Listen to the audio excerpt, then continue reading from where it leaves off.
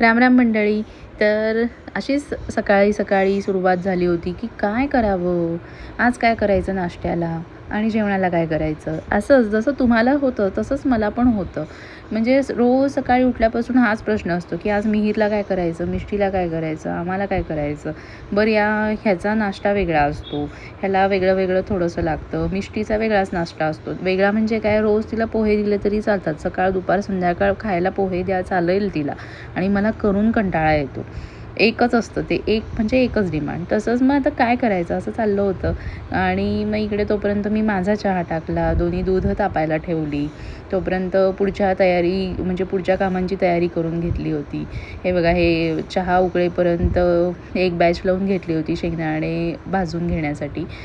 आम्ही कच्चे शेंगदाणे आणतो. ओव्हनमधले शेंगदाणे खूप छान लागतात. त्या ओव्हन घेतल्यापासून तर शेंगदाणे ओव्हनमध्येच भाजून घेते. मग चहा करत करत पीत पीत असे शेंगदाणे पण भाजून घेतले. इकडं मिहीरचा नाश्ता चालू होता. त्याला पोह्याची खीर केली होती.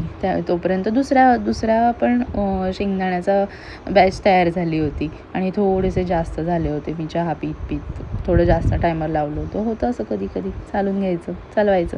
त्यानंतर हे माझं फेवरेट काम, रांगोळी काढणे. खरं तर रांगोळी काढायला खूप आवडते, पण हे जे शू रॅक केलं आहे ना, ज्यांनी केलं आहे त्यांनी थोडीशी जागा नाही सोडली. त्यामुळे मला असं रोज असं खंत असते माझ्या मनात, डोक्यात की यार थोडंसं तरी जागा पाहिजे होती. त्यामुळे मी जुगाड केला आहे की एक टाईल ठेवली आणि त्याच्यावरच मी रांगोळी काढते.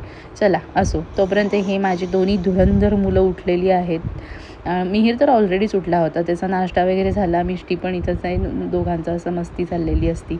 मग मिहीरला झोपवलं, मिष्टीला आवरलं, मी आणि कुशलनी पण आवरलं आणि आम्ही गेलो माझ्या आईच्या घरी मस्त गरमागरम असे उत्तप्पे खायला. वाव, एवढे मस्त झाले होते ना.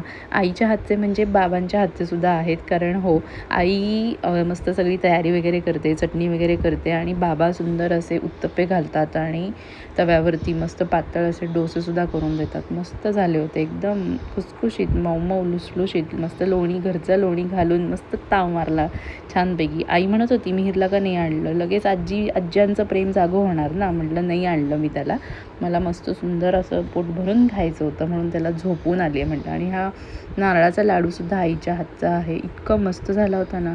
मग परत एकदा बाबा म्हटले अजून एखादं घे. म्हटलं ठीक आहे आणे दे असं म्हणून मस्त ताव मारला. आणि घरी आलो तर माझं धुरंधर पोरगं उठून बसलं होतं. आणि मग नंतर हे काय, हे असे मिष्टी आणि मिहीरची मज्जा चालली आहे, नुसती मस्ती चाललेली असते.